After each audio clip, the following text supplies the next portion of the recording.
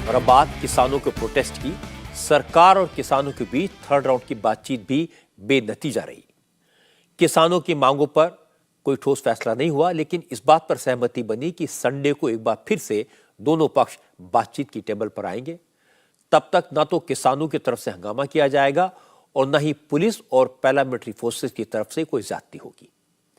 किसानों की तरफ से आरोप लगाया गया कि शांति से प्रदर्शन कर रहे किसानों पर टीयर गैस पर शेल और रबर बुलेट क्यों छोड़ी गई।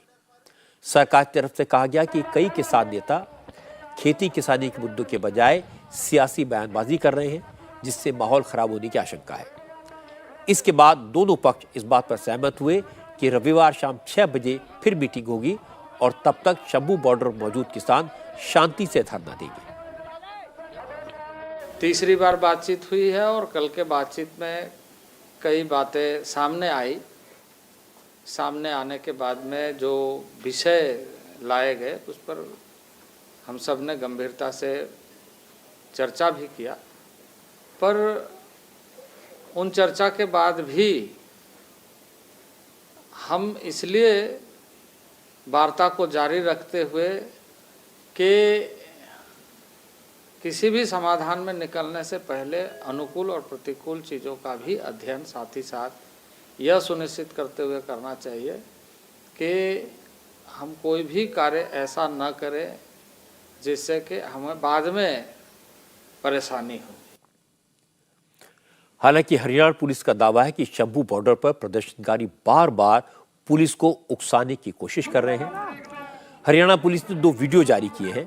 पुलिस ने कहा अगर इस तरह से लॉ एंड ऑर्डर की प्रॉब्लम क्रिएट की जाएगी तो फिर पुलिस के पास एक्शन लेने के अलावा और कोई ऑप्शन नहीं होगा। हरियाणा पुलिस ने जो वीडियोस जारी किए हैं, इनमें प्रदर्शनकारी किसान पुलिस पर पथराव कर रहे हैं। हरियाणा पुलिस ने लोगों से इनकी पहचान करने की अपील की है। हालांकि प्रदर्शनकारी अब भी यह दावा कर रहे हैं कि वो रविवार तक का इंतजार करेंगे और अगर उस दिन भी बात नहीं बनी तो वो फिर दिल्ली की तरफ कूच करेंगे, हर कीमत पर दिल्ली जाएंगे।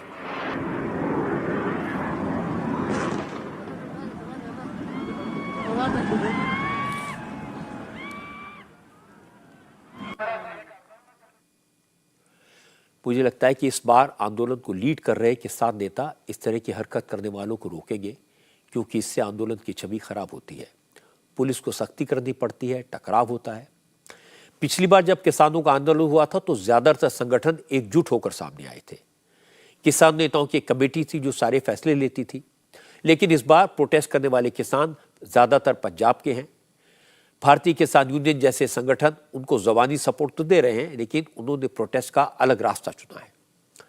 अच्छी बात है कि प्रोटेस्ट करने वाले किसान नेताओं ने अब पीसफुल प्रदर्शन करने का फैसला किया है। लोकतंत्र में शांतिपूर्ण तरीके से प्रदर्शन करने का अधिकार सबको है। उम्मीद करनी चाहिए कि बातचीत से कोई रास्ता जरूर निकलेगा।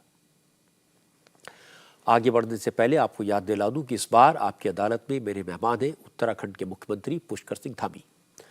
धामी ने सबसे पहले सपना देखा था फौज में जाने का, नहीं जा पाए। फिर डॉक्टर बनने के लिए कोचिंग की, नहीं बन पाए। फिर मैनेजमेंट की पढ़ाई की, उसके बाद में लॉ में ग्रेजुएशन किया, फिर पब्लिक एडमिनिस्ट्रेशन में डिप्लोमा लिया, लेकिन ये सब कुछ काम नहीं आया। किस्मत का खेल देखिए, वो उत्तराखंड में सबसे कम उम्र के मुख्यमंत्री बने। मैंने धामी से पूछा कि वो पिछले दरवाजे से आकर अचानक मुख्यमंत्री कैसे बन गए। इस सवाल का जवाब आप पुष्कर सिंह धामी से सुन पाएंगे आपकी अदालत में कल रात 10 बजे। धामी जी, एक और शिव भक्त हैं राहुल गांधी।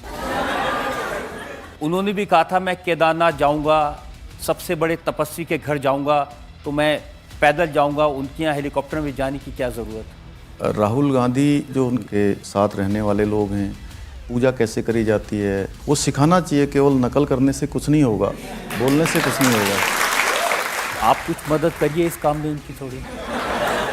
मैं सच बताऊं तो मैं बहुत बार सोचता हूं कि राहुल गांधी जी अब थोड़ा सीरियस हो जाएंगे, अब थोड़ा सीरियस हो जाएंगे, और हर बार वो मेरे को ही गलत साबित कर देते हैं। उत्तराखंड के मुख्यमंत्री पुष्कर सिंह धामी आपकी अदालत में शनिवार रात 10 बजे।